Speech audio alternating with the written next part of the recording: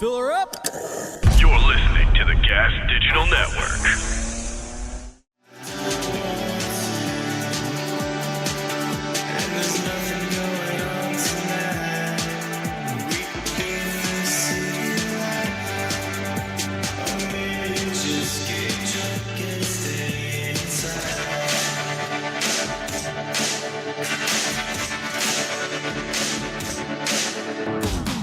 Good afternoon, Michael Malice here. Let that be your welcome for the next hour. We have with us a very special guest from the far north of Canada, political commentator and podcaster, and my pal, Lauren Chen. Lauren, thank you so much for joining us. Hello. I'm so happy to be here. One of the things I wanted to talk to you about is Canada. So I've seen very bad things and very good things coming out of Canada as a result of the lockdowns.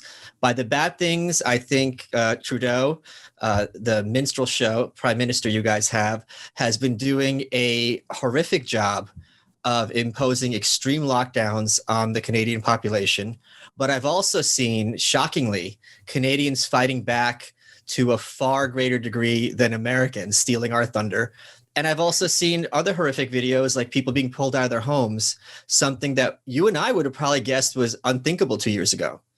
Oh, for even a year ago, I remember seeing footage of people in lockdown in Italy and China and thinking, oh, that'll never happen over here. We're good. And then fast forward 2 months later, and it's like, yes, it was happening over here. But you're right. I've been impressed with Canadians kind of starting to fight back. I would like to see more of it. But I think the latest thing that the Trudeau government has tried to impose on us is a kind of mandatory stay in a government-approved facility for anyone coming back from overseas. And we already require a negative COVID test to get on a flight to Canada, but they wanted to make it so that even if you have a negative test here, you need to get a negative test again once you land and stay in like a government-approved quarantine facility until the results are back at your own expense.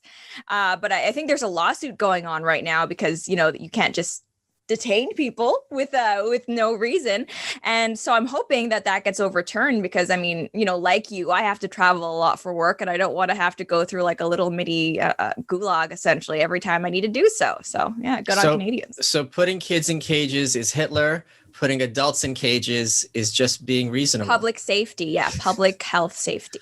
Yes. Can you explain a bit about Canadian culture? Because I don't understand how a nation that was built by frontiersmen in a rugged country where it's not hospitable. You and I were just talking that, when people in the South, I just got back from Austin, are complaining about 30-degree weather, you and I just laugh about this because this is absurd. I'm in New York. In Northeastern. Yeah. How is it that a country that has that kind of background has degenerated into like a land of soy boys?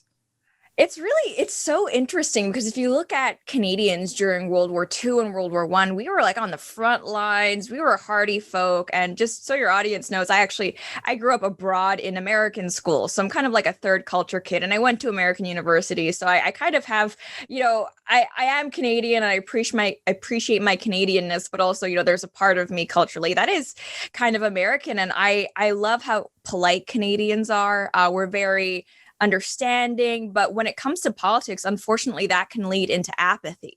And so, you have a lot of things going on in Canada that frankly would just never fly in the United States. Gun laws is one of them. Canadians don't have a right to self-defense. We don't have a right to own guns. Owning a gun for self-defense is not a legitimate thing here. They will not give you a gun license. And there are quite a lot of other things, including things like hate speech laws that I think Canadians like to see themselves as reasonable people, who put their communities first. But at a certain point, you need to stand up and say, no, this is an infringement on individual liberties. And I wish Canadians were more about that. And it seems like within the last 10 years, it's really accelerated. Like I look at the UK and how far toward socialist authoritarianism they are. And I feel like Canada is just like 5 years behind them, and then the US is like maybe 5 to 10 years behind us. So it's like you can see where the slippery slope gets you, and it's nowhere good. Well, that's kind of interesting because Thatcher said the same thing. She's like, basically, Britain is America's bulwark against all the horrible ideas coming through Europe. Like they have to go through Britain, and then Yeah. she was the point where Britain was the first country under her to roll back socialism, fighting back. And her election in '79 presaged Reagan's election in 1980, and all the reaction to the left that happened. It seems to me like what you're saying, to quote Kathy Newman, is that when it comes to electoral politics in Canada, it's going to get a lot worse before it gets better. My understanding is the Conservative Party over there is basically a joke in terms of anything being considered right of center. Oh, for sure. I mean, if you were to take the Conservative Party in Canada and kind of try to compare them to American politics, they're essentially Democrats, right? They're Biden corporatist Democrats. So it's kind of sad that there is no mainstream popular actual right wing or libertarian party in Canada. Last election cycle, there was a new party that was created to try to offer that to people. But unfortunately and predictably, it was smeared by the other main parties and by the mainstream press. One of the biggest calls to arms that new party had was to defund Canadian state-run media. And surprise, surprise, Canadian state-run media was not very friendly with the party as a result of that. So they got called every name under the sun. So how bad is the CBC compared to, like, let's suppose CNN? I would say worse, right? Oh. Because CNN, it's blatantly left-wing propaganda, and Canadian state-run news is the same thing, but what it means to be left-wing in Canada is a lot more left than what it means to be in the United States. So you have taxpayers paying for things like gender queer informative kids news hour and things like that, and not even to mention just bad programming that no one would actually watch if they were given the chance to. And I have no problem with the CBC existing if it wanted to just try to survive off of ads like every single other network out there, but it's just frustrating that not only is there state-run media, but it's also state-run media that's just blatantly leftist propaganda. Do you get a lot of pushback and hate from your countrymen, or is it more from Americans? I say both. And it's funny, recently, unfortunately, my dad had a whole cancer scare, and with the Canadian healthcare system being as slow as it is, and then you throw lockdown and COVID on top of that, trying to get him treatment was just a nightmare. And, so I didn't know what to do at a certain point. So went to social media and kind of told my story. And I had so many Canadians saying like, yes, this happens all the time. People were sharing their stories. I lost this loved one because of this disease. They weren't seen soon enough. All of these Canadians it's known in Canada. I mean, it's not that it's going to be a bad experience for everyone who goes through the Canadian system, but it's like if you have enough family members who actually have like chronic diseases, you're going to have some bad experiences because of the wait times. And it's funny, the biggest pushback I got and the most hate I got from that was actually, ironically, American socialists who were upset that I was daring to burst their bubble on the wonders of single payer medicine. Is that okay? Oh yeah, he's much better. We actually ended up having to fly him down to the US to get his operation. And right now he's back in Canada and we're trying to get him follow-up screenings. But of course, it's really slow going. We're supposed to get a follow-up screening every 3 months after the operation. It took 4 months to get the scan here, and he's had it done now, but we still don't have the results in. A lot of people in America didn't understand when I was telling the story of his diagnosis that he actually had the scan done, and then by the time we got the results done, it was months and months later, like 5 months later, which I know in the US doesn't happen. But also, if it's cancer, this is not a joke. This is something that spreads, and you got to be on top of it.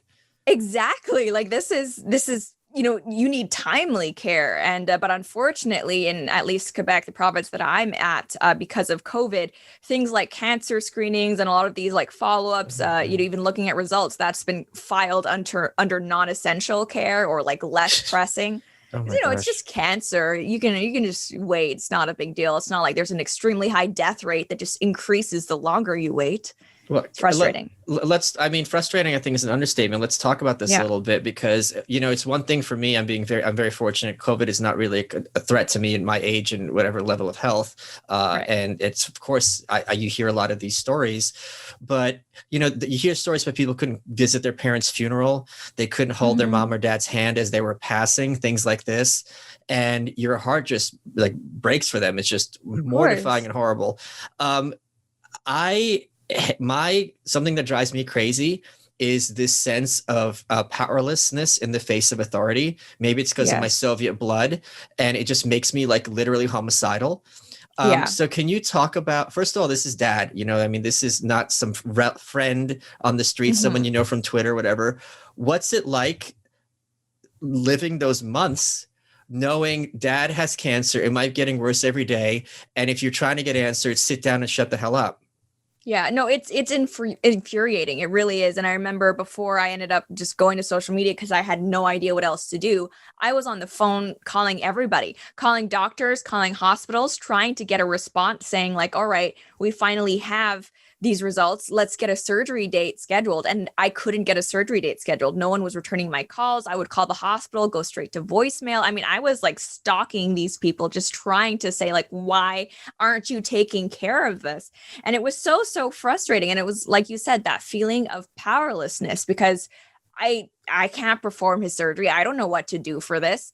And you know, when we finally said, all right, let's just go to the US and, you know, worry about paying or crowdfunding or whatever it is later, at least want to get you the care. It was like this weight had been lifted off of my shoulders because then all of a sudden I had doctors and hospitals who were calling me and saying, all right, let's get this test scheduled. This is what you're going to do. And it was like a total reversal because back in Canada, I was the one who was trying to say, all right, we need to get this scheduled. But wait, before we need the surgery, we actually need to get him a follow-up scan because now it's been like 6 months and he hasn't had a scan. So who knows what? And it was, I mean, you know, last year I went on anti-anxiety medication. It was just such a nightmare.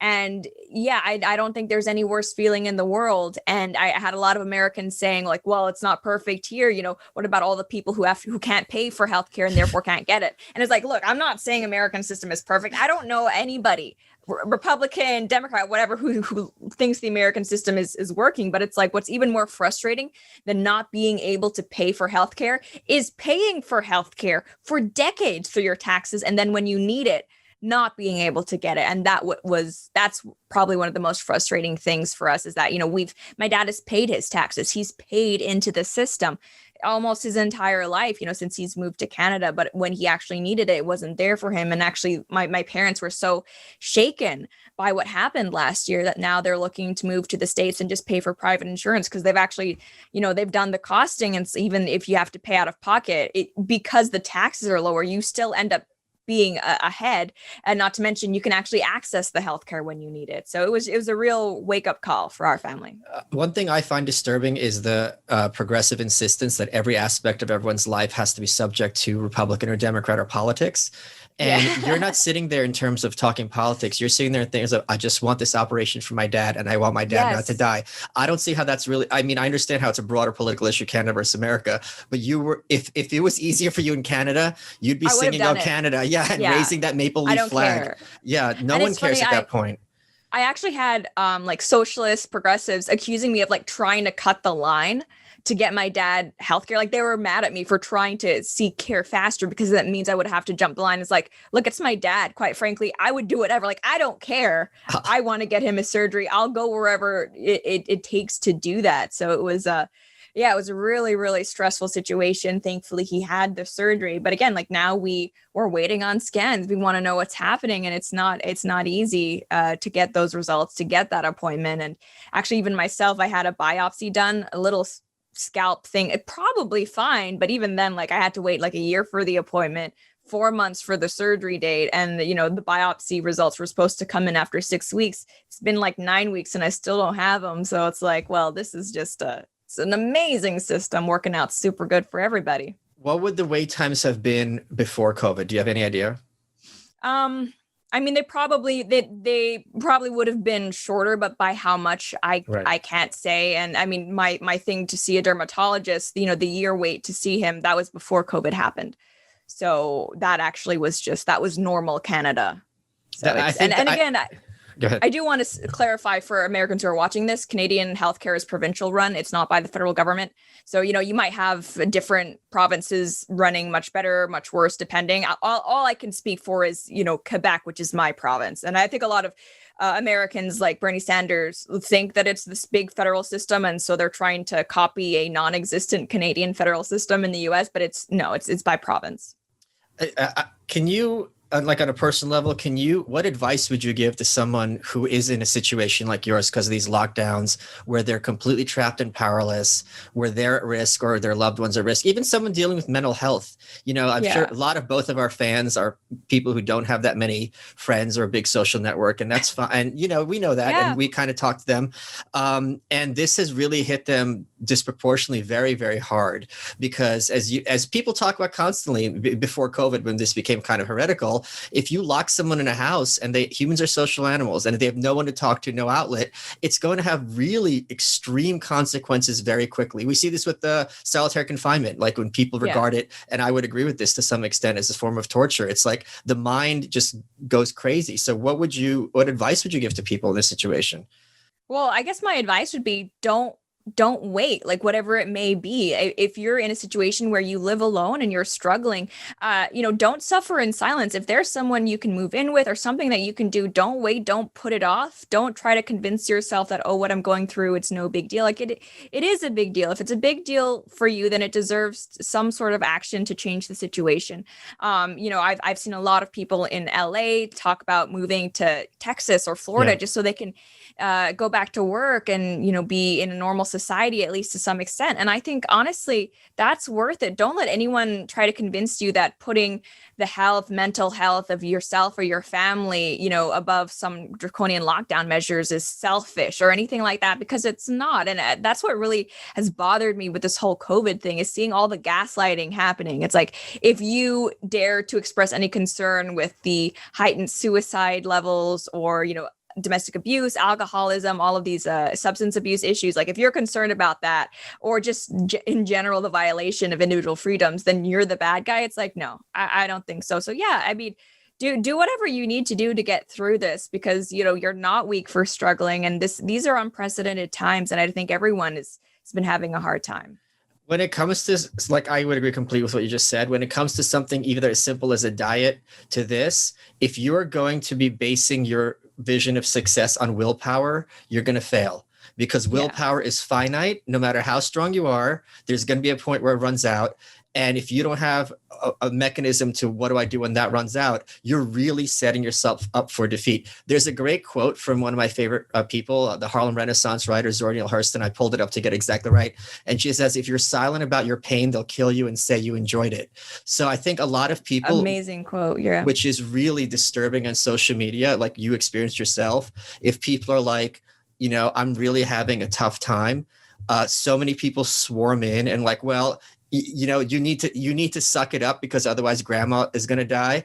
And I don't see how that helps anyone when a human being is suffering through no fault of their own, to kind of tell them to just shut up and you have to deal with this pain. I think that's an extremely disturbing message that's increasingly common in our times.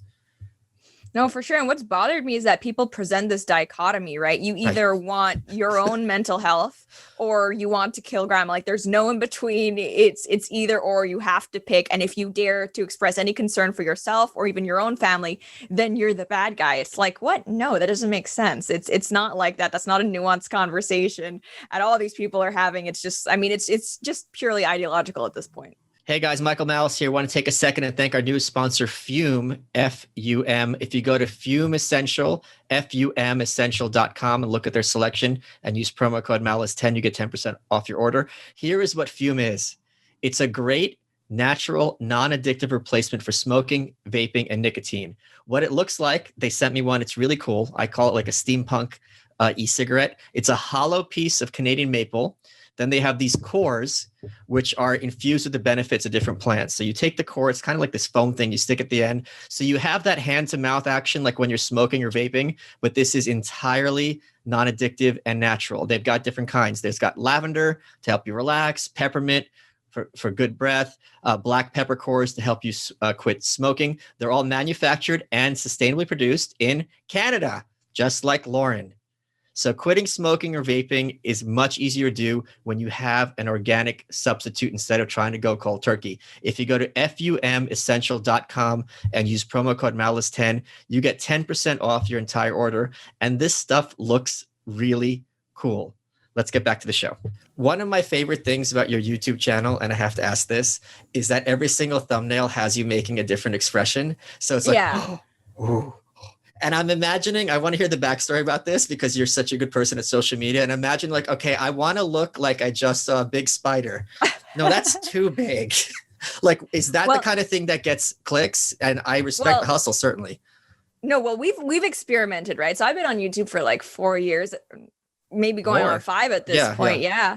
And I started back when YouTube was like the Wild West. Like, it didn't matter if you're talking about politics or gaming or whatever, you were kind of like treated the same with the algorithm. And, you know, we were getting featured in search results and recommended videos. It was much quainter times. But, you know, since then it's gotten really hard. Like you're not going to get offered up the same amount if you're an independent commentator as if you're Fox or CNN. I'm sure you can relate. Yeah, of course. And so, yeah, we've like kind of done like pilot testing almost. Like I'll make multiple thumbnail photos for the same video and see like what kind of gets the most attraction. And I've been accused of clickbaiting my videos by having my face in all of my thumbnails, but it's like clickbaiting.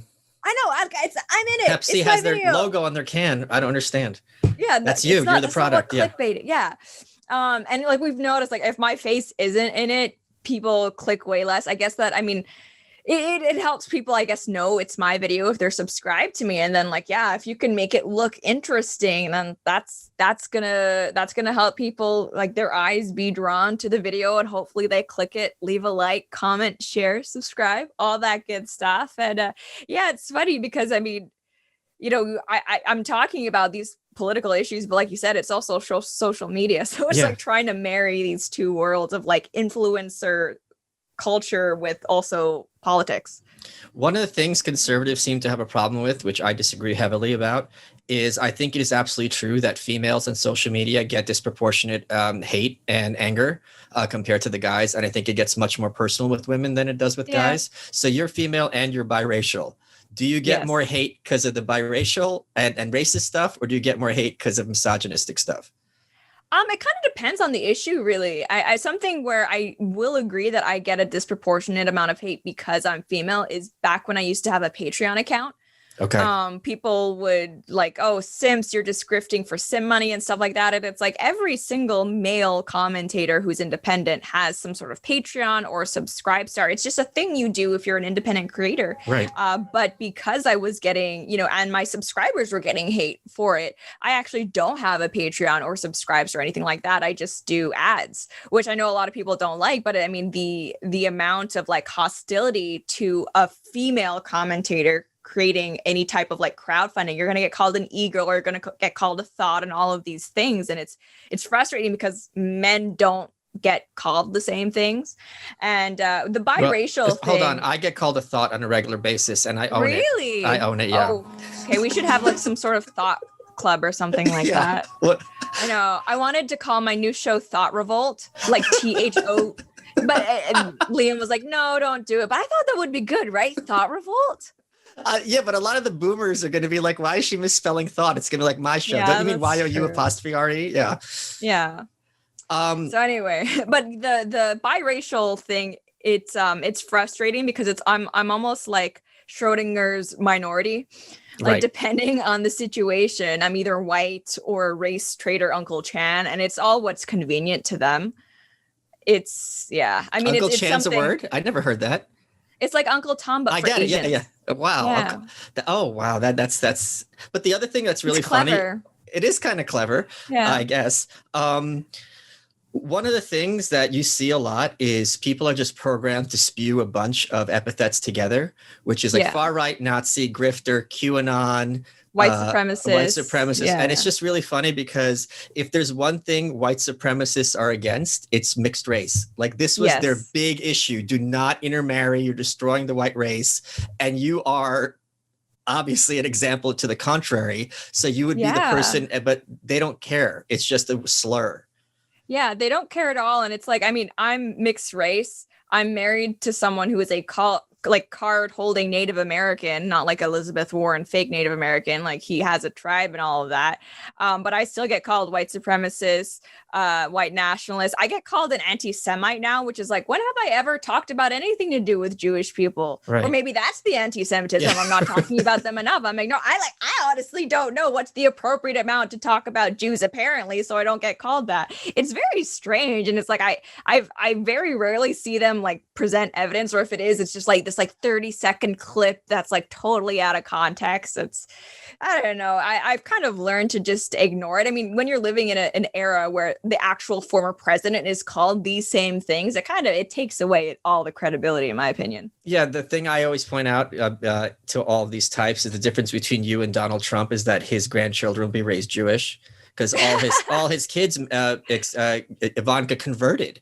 And Eric, I think, or Don Jr. was married to a Jewish woman. So it's just really bizarre to see that Nazi epithet, specifically Nazi, being thrown about so cavalierly, especially when he's so hardcore pro-Israel and all this other stuff. But again, but what's interesting is that if you are really pro-Israel, and it's like, I don't really talk about Israel a lot, but I mean, like it's a country. I don't mind if they defend themselves and things like that. So it's like, I'll be called a Nazi, but also like Zionist pro-apartheid shill. It's like same sentence. And it's like, wow, what an interesting mix of ideologies I seem to have. I'm very, very worldly. Well, this is what happens when you have race mixing. The people grow up confused. This is your parents' fault. Hey guys, Michael Malice here. We're welcoming back IP Vanish to the show. You get 65% off if you go to ipvanish.com/malice. What's IPVanish? A lot of you guys know about VPNs, virtual private networks. It's a tool that helps you safely browse the internet. You can use it on your computer, tablet, phone, anything you want. All your data is encrypted, because what you're doing on the internet isn't anyone else's business. It's only yours. And IPVanish helps you remain anonymous and secure on the internet. And it's only $3.49 a month, or $27.99 a year. You get anonymous IP. You circumvent online censorship. You get protection when using public Wi-Fi. All your data is encrypted so no one can snoop in, and 24/7 support. Call them, chat with them, email them. I cannot get on the phone with help people. I'm just too introverted. If you go to ipvanish.com/malice, you get 65% off. These guys supported the show a few months ago, and now they're back with an even better deal for the new year. So let's thank them. You're welcome. Let's get back to the show. I think you already answered this, but I'd like to hear you talk about it at length. How optimistic are you about the future of Canada politically? It sounds like it's done. Yeah, no, I'm not optimistic at all. I'm super black-pilled. I got black-pilled about Canada in like 2019, the last election we had. And then for America, my blackpilling happened last year. So it's gotten to the point where I don't even think I feel safe raising kids in Canada. This is the year where I'm going to be moving somewhere in the US, whether that's going to be full-time or part-time with coming back to Canada. I'm not quite sure yet, but even like my husband and I, we were saying the way America is going, that's really just like a medium-term solution. Because I mean, right, 10 years behind, if that, and then I feel like America is going to be right where Canada is in terms of all the authoritarianism. And just even if you look at what they're teaching in public schools and trying to ban homeschooling, that's really what I'm concerned about, is the way that that's going to affect raising children. They're trying to ban homeschooling in Canada? Yeah, for sure. And they're trying to do it in the US as well. Well, so let's talk. Let me see if I can white pill you, because my next book's going to be called The White Pill. First of all, I think you're exactly correct about Canada. And it's as simple as this. You tried to kill my dad, so I don't want to live here. Like it's really not a political or any hard question. If I'm in an environment where my dad's life is in danger, I do not want to be in this environment, nor do I want to bring kids into this environment. God forbid something happens with one of the kids. You'd never forgive yourself, because your brain would have been like, you should have moved when you had the chance. It would be the most traumatic thing on earth. And I would wish this on almost nobody. I am quite optimistic about the future of America. And here's why. I don't think Joe Biden is a symbol of an empire at its strength. I think if you had, right, to put it mildly, like historically, whenever you have these kind of monarchies, which in a sense both the parties are, it ends with this kind of degenerate inbred freak. I mean, the guy's on his last legs. He's not an Obama. He can't. They were joking during the primaries that he can't get support. And I also don't think that he is at all he is like a conservative in Canada. He's a corporatist. Delaware is the source of all the credit card companies. Sure, there was some executive orders, throwing meat to the base. But if you look at his career, the guy was bragging during the campaign, I think sincerely, that he works great with white supremacists. So, and in the entire campaign from the Democratic Party was seizing the nomination from Bernie, who would really have been, the threat that you're talking about. Okay, and I agree. Like Joe Biden himself, he's not some huge figure that's going to like usher in a new era of progressivism. But what do you have to say about the establishment that kind of backs him, that, orchestrated everything that needed to be done to put him in the place of power, even if it's not Joe Biden himself? If we're looking at like the larger swamp DNC establishment, like, aren't you worried about that? And RNC, they're definitely no better, as I'm sure most, frankly, Republicans would agree, especially right now. Doesn't that worry you? It does worry me. But the thing is, I don't think this establishment has gotten worse in 10 years. I think this establishment has always had a vision of having complete control over this country, of having complete control over what people see, hear, and think. Where they can work, how they're going to live their lives. I think you and I would agree on that this is something that's always been their goal. And the question is, are they in a better position now to put their goal over than they were 10 years ago? Long term. Short term, yes, because of the lockdowns. Long term, I think no, because I think there is a far increasing number of people, especially among the pundit class, which you and I belong to, which realize there's no point. I like to refer to us as the commentariat. I accept your correction. Yeah. I increasing awareness that this is a war, that there's no point in having so-called honest debate. They are not interested in honest debate. They're interested in saying what they need to say, just like calling you white supremacist, in order to further their dominance. And once you have a group which is far less able to get over through persuasion and has to use force and aggression, that's a lot more expensive. And that's very alienating to people in the middle, because when they see fires and are being told this is peaceful, you don't have to have any political view at all to realize I'm against this. True. Yeah. So that is why I don't view democracy as having the answers, but I think I don't know if you just saw this video on YouTube. I just retweeted where there's a chef grilling outside, and the reporter has this mic on a 6-foot long stick, and he shoves it in his face. He goes, "Did you know there's a lockdown?" And the chef just knocks it out of his face and it goes into the river. I think there's an increasing awareness of the nature of the enemy, which I don't think there was a few years ago. I think you're definitely right about people kind of, especially when it comes to the corporate press, wising up. If you look at the, overall trust in the media, it's been really low. But what's kind of frustrated me is that I largely blame the media for these lockdowns, right? The hysteria that they've drummed 100%. Up. This is something that, again, like, I'm not saying go outside, lick doorknobs, whatever, like, especially if you're immunocompromised, like, be safe, take precautions. But realistically speaking, fatality rate is low. If we had a media that was actually reporting these facts, I think the overall person would see that the lockdowns, not only are they unnecessary, I think, but they're also frankly ineffective. I see Americans complaining all the time that the only reason they're still in lockdown is because people haven't been paying attention. It's like, look, I've been in lockdown for like 8 or 9 months at this point, and it's only getting worse. So it's like, where's the proof that but anyway, like, the media, these are questions that reporters should be asking, but instead they're just like kind of buying into this hype panic and seeing how many, frankly, sheeple have like cheered on increasingly strict lockdown measures, like, oh yeah, press me, daddy.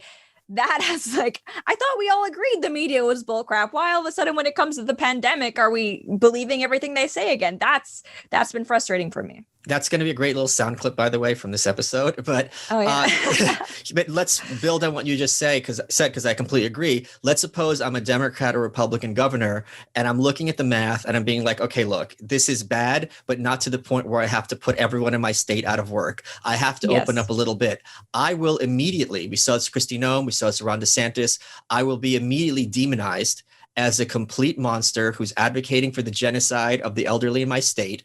And when that genocide doesn't come, they ignore it. So this is really a great example. And thank God so many of the thinking people in this country have realized, wait a minute, as bad as, let's suppose, Gavin Newsom is, or some of these other politicians, their ability to make these choices is strictly limited because how they are perceived is very much entirely a function of corporate media, who is shameless in using everything in their power to further fear, to further control, and to not, like you could see it very easily, like Kristi Noem, they would have two pundits and one would say, this is why she's horrible and she should be driven out of office. And the other would be like, look, this is why she's doing this. And this is why this makes sense. That would be perfectly reasonable, but it's not. It's complete jihad. This woman needs to be destroyed. In fact, The Hill, which is one of these big agitprop outlets, she had a Christmas photo or New Year's photo with her staff. And they said, Kristi Noem posts photo of mostly maskless staff. And it's like, I would bet they all got tested beforehand and so on and so forth. But it's relentless how these politicians are being attacked, and it's worldwide. And like I said, this is much more, as you said as well, this is much more a function of the media than it is of the politicians themselves, who just want power and just get reelected. They're much more amoral than the media, which has a hardcore agenda. Right. And I think you've exactly nailed it on the head. You have these politicians who all they want is just to stay in power. And if they can increase their power, so be it. And then you have this media class that's kind of running to them and saying, unless you enact these lockdown measures, then we're going to call you a murderer. And it's like, it's perfect for them. Politicians get to exert power, media get to whip everybody up into a frenzy, make it seem like it's some public health crisis. And I think where we really see the hypocrisy is with this whole Governor Cuomo double standard thing, right? With the nursing homes, for the longest time, especially kind of leading up to the election, they were holding Cuomo up as like the shining example of what an amazing, heroic governor does. Yeah, he set the standard. Yeah, but if you actually look at what was happening in New York, they've always had one of the highest mortality rates, and you can say yes, it's more densely populated. They also have an older population, but it's like still, I don't think you needed to be some genius scientists or conspiracy whacked out to think, hey, maybe putting COVID patients in with the elderly who are just always susceptible to these types of diseases is not a good idea. And this also speaks to how the corporate press has an agenda, not a bias, because unless you're completely ignorant and just dismissing the data, New York's in last place.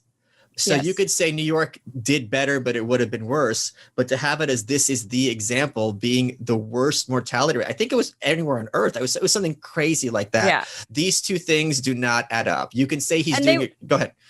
Yeah, I was saying they were simultaneously praising Cuomo for how he handled the situation and demonizing Trump for all of the deaths in America. But if you actually look down at the breakdown of where these deaths were happening, a huge amount of them were happening in New York, the state with the governor whom they're praising for his response. So you're right. It's totally agenda driven, and it's very transparent if you're looking at the data.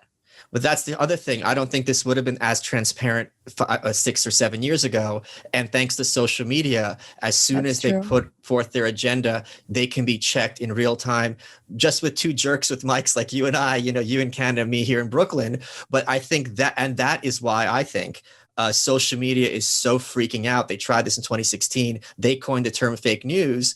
What they mean by fake news is people getting their information from independent sources, questioning the official narrative.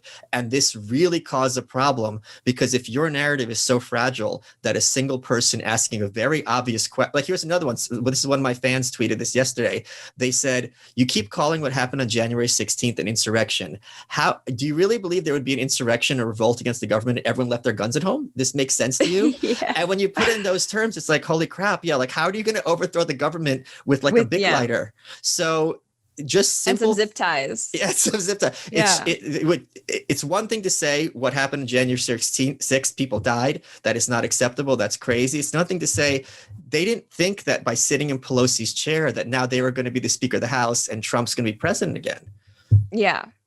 No, you're definitely right. And even just like watching the way that, to take the Capitol Hill incident as an example, watching the way that's been blown out of proportion compared to months and months of riots because of BLM and things like that. I mean, it really is just, it's so transparent. And I love the people, the meme smiths who are really, I think, MVPs online creating the type of, the contrast clips where you have all of these like corporate journalists saying like, oh yeah, this is the language of the unheard. Who says that protests need to be peaceful and polite, kind of superimposed with their righteous indignation about what happened on January 6th. It's like, who right now is still taking you people seriously? It's like, and it's so frustrating because it's like, like you said, January 6th laws were broken, people died. I'm not condoning that, but at the same time, it's like the level of, I don't know, freaking out, for lack of a better term, that people are displaying online is like, I don't think this is that serious. You don't think that this is that serious. Right now, it's just like performative activism. What was your reaction? Hysteria. That was the word I was looking for. Sorry. What was your reaction to seeing, I don't know if I'm sure you watched this, all the Congress people on the floor of the House literally crying over the events of January 6th? Well, I don't know about you. I must have missed the memo when all of a sudden Congress just became like a group therapy session. Oh, I got the memo. Oh yeah, you got the memo. Okay, good. Because I was a little bit confused as to what exactly was happening and why. And don't forget, like this is the same party that kind of like the Democrats, I mean, like downplayed it when Rand Paul was like, what is it, almost killed twice. Yeah. And it's just it's performance, right? This is theater. It's essentially what politics has become. And I think, the reason why they had that group cry session was because they were charging Trump with insurrection. And the more serious they could make the Capitol Hill incident seem by sharing all of their sob stories like AOC's, which by the way has been fact checked to oblivion by people like Tim Pool.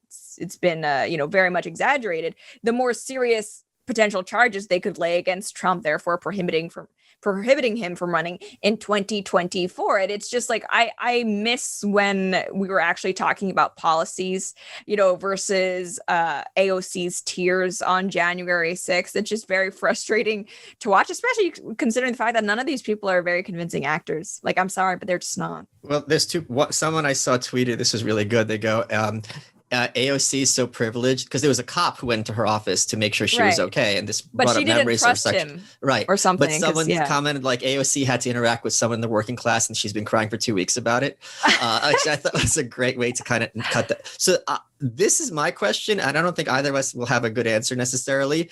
Do you think they're just acting, or do you think on some level these people are so believing their own crap that there is an element of sincerity to it, that they really were traumatized, that they were defied to this extent? That's a good question. Yeah, I think it might depend on the person. Like if I look at like someone like Nancy Pelosi, who's also been kind of like, not as much as like AOC, but she knows what she's doing. Yes, she's 100%. calculated. She's not someone who's just going to lose herself to emotional hysteria. I mean, I don't like her, but she's not that kind of person. If I look at someone like AOC or Rashida Tlaib or anyone else in the squad, it's a bit harder to tell, right? Yeah. Because I mean, they're the type of people where you could maybe see them buying into their own BS. So well, that's hard. It's going to be hard for Nancy Pelosi to cry because mummies are notoriously short of moisture. So where would she get the tears from? That'll be very, very hard for her. What is it? Where in America are you thinking of coming to? Like, what's the short list? So shortlist is kind of right now Florida, somewhere on the East Coast, to be close to family in Canada.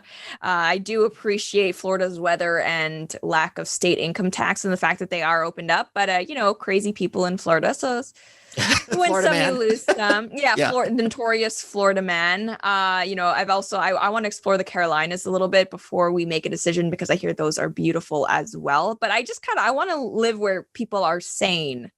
Right, where I can actually go to the grocery store or maybe eat at a restaurant. I have high dreams. I know it's unreasonable, but yeah, I mean, one of the reasons why as well we're looking at maybe just kind of splitting our time between the US and Canada is that, because Liam has a reserve, I very much appreciate his culture's tradition of not paying federal income tax. Yeah.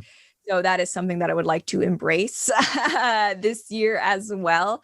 And it's just like, I mean, it's hard because like I said, like you, I have to travel for work, but I mean, right now being in Canada, I've had to say no to so many work opportunities that I don't know how long I can just keep staying here out of, I don't know, some loyalty to this crap hole when it's actually like it's costing me a lot of money and opportunities. It's sad, but I think it needs to be done. Yeah, because it's lose-lose. Because it's not like, okay, I'm staying here, but I'm making money, being trapped in my house. Like I'm paying you a lot of money to be trapped. To oppress me. Yeah. Yeah, I'm funding my own oppression. It feels amazing. Hey guys, one of my absolute favorite sponsors who are near and dear to my heart and my other parts of the body is Sheath Underwear.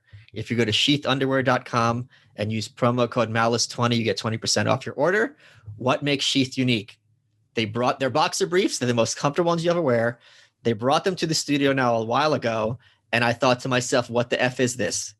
And then it put them on and I'm like, these are great. Why was I so confused? Because Sheath Underwear have these dual pouches. One part of your anatomy, another part for another part of your anatomy, guys. If you're working out, if you're in the heat, it really is great. It's also fun to wear them when you're talking to someone in an interview or on a date, knowing your underwear is cupping you there. Sorry, Lauren. I do endorse Sheath Underwear. They also have a line for girls, but I don't know what's going on there. What's going in where. If you go to sheathunderwear.com and use promo code Malice20, you get 20% off your order. And I can't tell you how many fans have tried it because I've endorsed it. And they're like, you know what? You were right. Of course I was right. That's why they pay me the big bucks. Let's get back to the show. Yeah. I saw you recently on Michaela Peterson's podcast. She's a friend of the show. Did you follow that article that the Times wrote about her dad and her? Yeah. Okay. Yes, you did. Yeah. I'm very curious to hear your thoughts on what happened there. Well, I mean, so I'm a fan of Jordan Peterson and Michaela. Like, I don't pretend to be unbiased in that regard. I like them both. But reading the Times piece and the way that it was really spun against not just Dr. Peterson, but also Michaela, you really get the sense that the writer has it out. Like, she has a personal vendetta against Michaela. And it's so strange, and I look at what passes for journalism nowadays, and I'm frankly shocked because I'm an independent commentator. I'm not afraid of being catty or sassy if the situation calls for it, but still, I would never talk about someone just like as a form of like respect or a matter of principle. I would never talk about someone who had given me their time. Like, I would never smear them that way after they had let me into their lives so much. And it just, after listening to the clips that were posted on Dr. Peterson's own YouTube page, just like the whole unedited clips, hearing how vulnerable he was being with her and how open about his own struggles. And then, later reading the piece and seeing how she twisted all of that to kind of frame him as some, crazy drug addict. It's infuriating. It's so infuriating, and never trust the press. I'm shocked that they agreed to that interview, but she kind of did. Michaela did explain the email, obviously did not paint it like it was going to be what it ended up being, but it was disgusting. And I'm sure you do as well. I turn down requests all the time from places like MTV or Newsweek or whatever. It's because I don't trust you. I honestly don't trust you. I think you're slimy scumbags who are going to lie about me the first chance you get. And then we'll have the ability to have you give the endorsement because you spoke to them. So so when I did your show a few years ago when I was up north, one of the things we talked about was increasing political polarization, and that I was saying it was a good thing. And when it comes to people like this, I don't think they're capable of change. I do think they come in with a goal and an agenda. I think they're trained to have this goal and agenda, and they believe they're the good guys. And my conclusion is I don't want to be in a country with these people. I want a national divorce. Yes. Okay, you're so please. speaking my language. Okay, so I'm all for balkanization. I think it's the only way forward. Right, because I don't see how when you are in a position where basically people who disagree with you, you can read them out of the human race, whether you are a racist or whether you're comfortable calling your opponents Nazis, both of which are like, we're not having a discussion. This is just completely beyond the pale. Where do you go from there?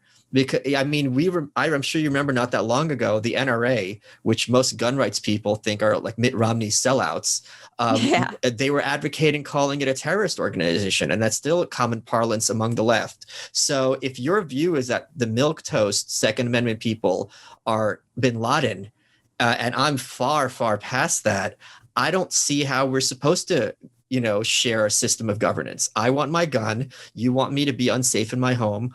This is not really like, let's sit down and hash this out. No, of course not. And if you look into their ideology more, they want to do a lot more than just disarm you, right? Of course. If you have views like anything similar to either of us, they don't want you to have a platform. If they knew about your views, they likely wouldn't want you to have a bank account. They don't want you to be able to share your ideas at all. They don't want you to run for political office. They don't want you to have a job because they think that it's okay to judge, political tests and things like that. They don't want you to be able to practice your religion. They want to be able to dictate what you can and cannot do in terms of your religion. It's like they really want to strip away your rights. They don't understand the concept of live and let live. And for a long time, and that's what I tried to hold to, like, oh, well, you just do whatever you want to do. I'll do whatever I want to do.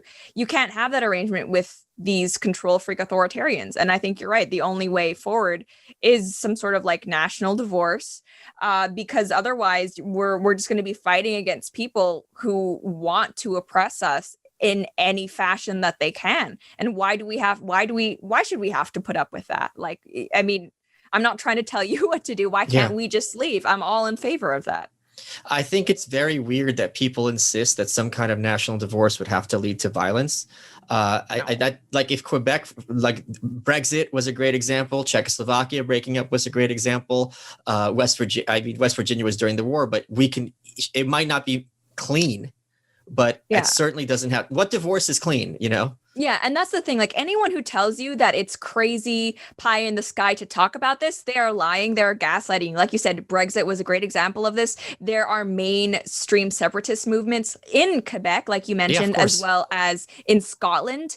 There's the whole issue of Northern Ireland as well. This is actually a very common thing, geopolitically speaking. This is not something we've never dealt with before, right? Countries have changed in the past. They will change again in the future. Anyone who's telling you it's crazy or you're an extremist or whatever, like, no, don't listen to them. They're just trying to distract you from what I think is actually an achievable goal. Maybe not, in the immediate future, but it's something we should be working toward, if you ask me. When I was working on my North Korea book, one of the things I took pains to demonstrate is that when you call someone crazy, that means you just don't understand their ideology. And the North Korean government is unfortunately very rational and very evil. They put their oppression systemically over decades. They know exactly what they're doing. They've outlasted everybody else.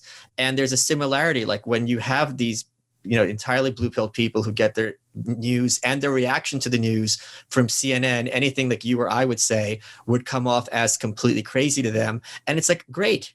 If you think I'm crazy in the sense that you think I'm incoherent, irrational, there's no talking to me, I'm, spewing, bile and just a complete lunatic, why do you want to have me have a voice over your life and your children? You should want me to get the heck out of Dodge as fast as possible. And a lot of times when these some of these people on Twitter start freaking out, I go, you're absolutely right. We should kick them out and give them their own country. Because why do you, but like you're saying, it's going to be hard because there's a part of them that needs that perpetual whipping boy and that sense of dominance, and you are someone I'm above, and that's my only way to get status.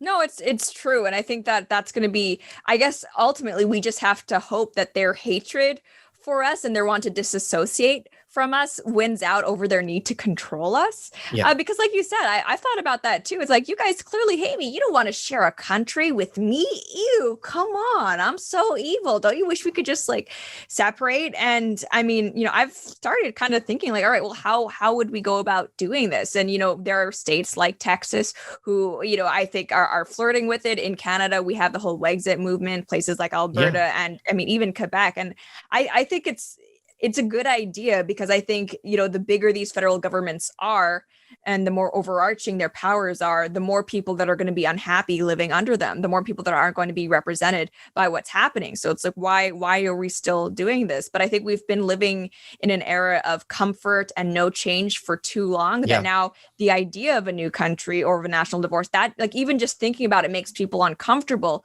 because it's something new, it's something different, even though like I said, historically speaking, this has happened time and time again.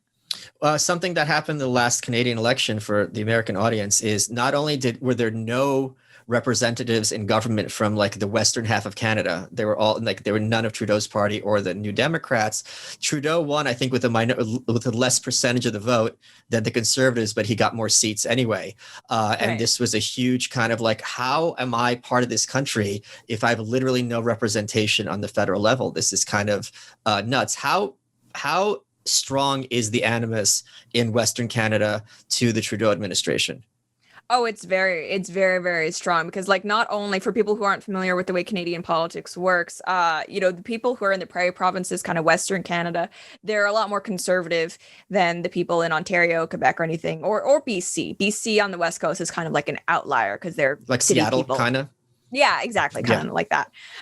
But not only are they very conservative, but they also are very resource rich, very oil rich. And, the very left wing Eastern provinces like Quebec, we actually take a lot of money from those oil rich conservative provinces. So if you're someone who's living in Alberta, you got to understand, not only are you not being represented in terms of government and the laws that you have to live under, but you're also having to give a lot of money to the other provinces. So it's like you're paying to enact policies that you don't agree with for the benefit of people who don't even live in your neighborhood. So it's a very frustrating position to be in. And I completely understand why they're not happy with the arrangement. And I think, we can only push them so far. And actually, the whole Biden administration pipeline thing, that was a huge blow to a lot of those conservative Canadians. So now it's like, not only do you have the attempt from the Trudeau administration to really cut down on their ability to harness their own natural resources, now they're getting it from the States as well. And there's just like, there's a lot of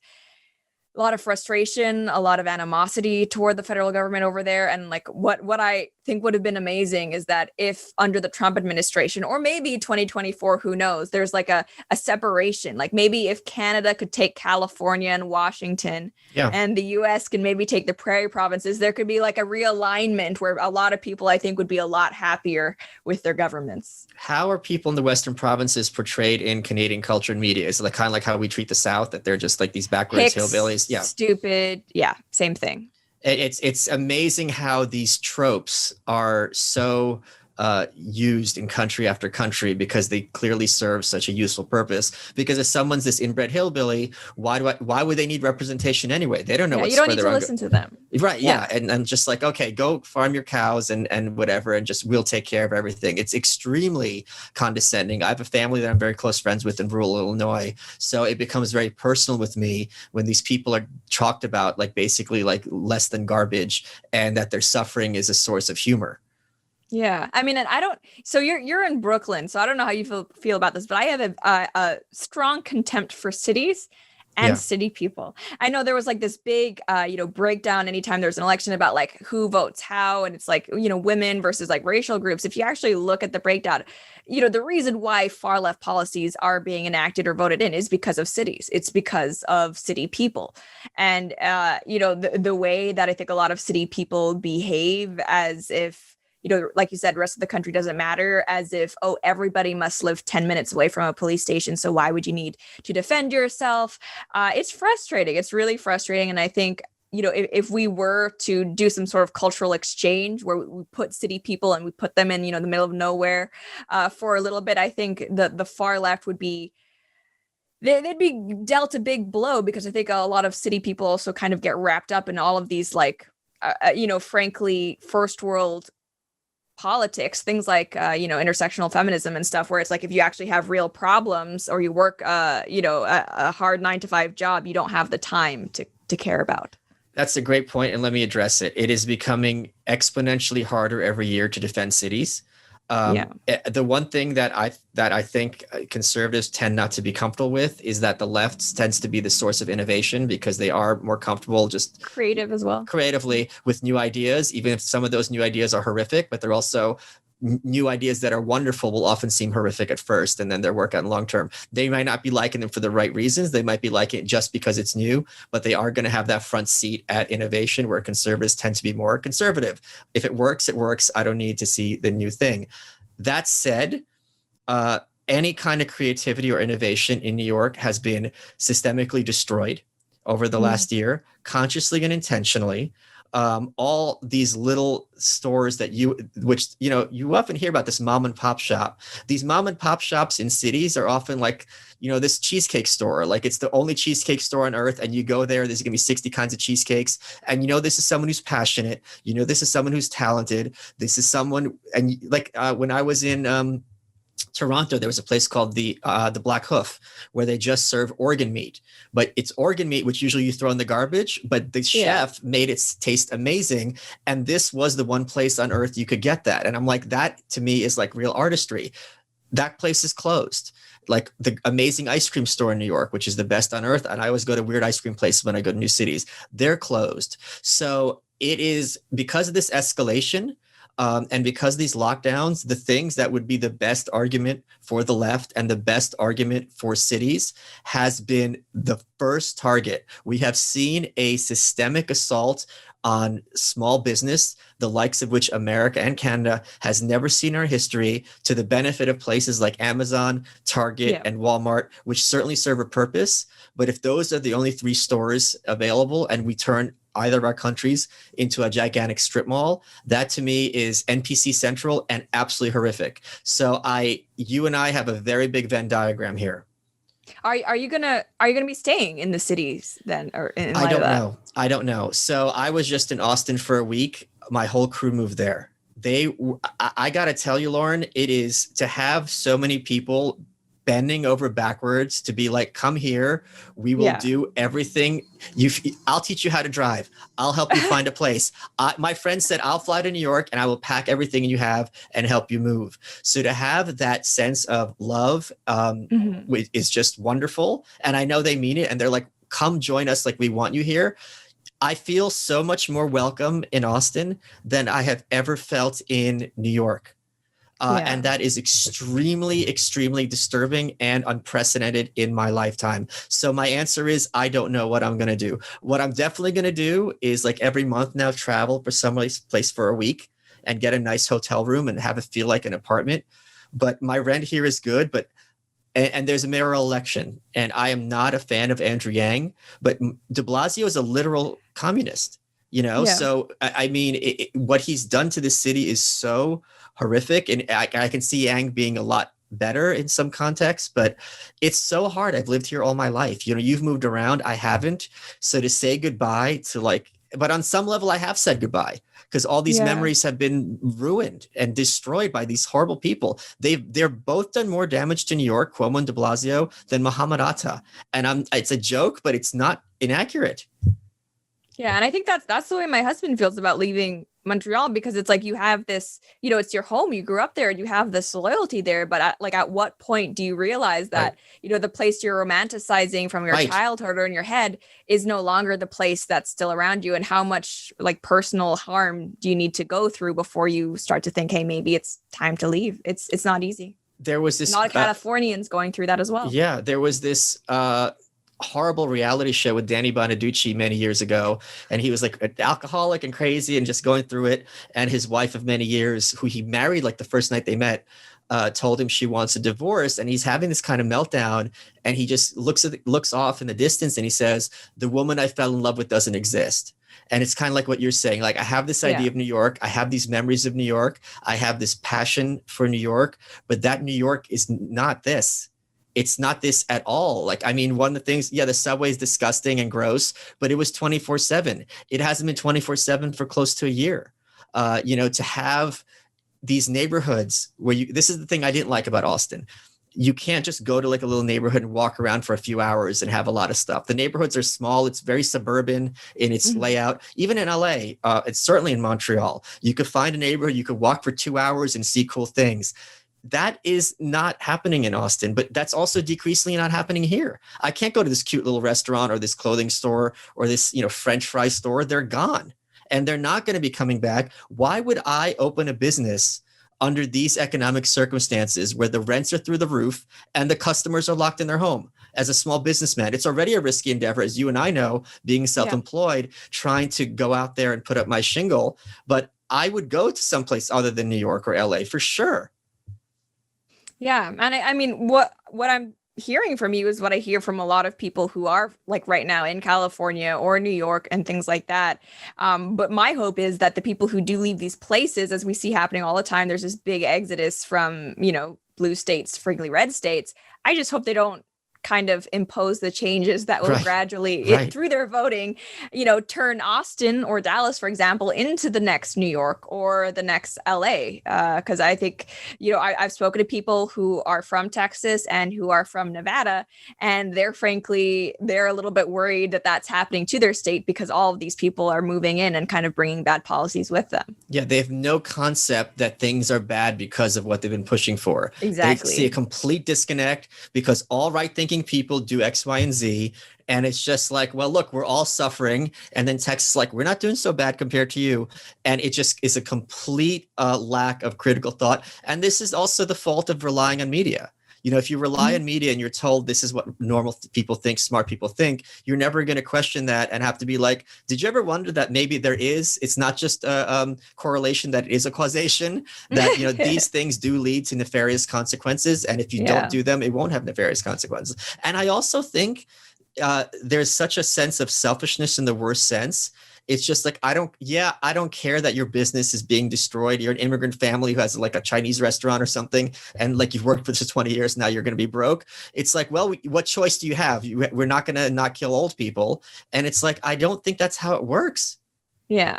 Like I said, it's that false dichotomy. And it's kind of been interesting to see how quickly the champagne socialists have turned their back on the working class, who they claim to love so much through these lockdowns, because this is like the hugest transfer of wealth that we've ever seen.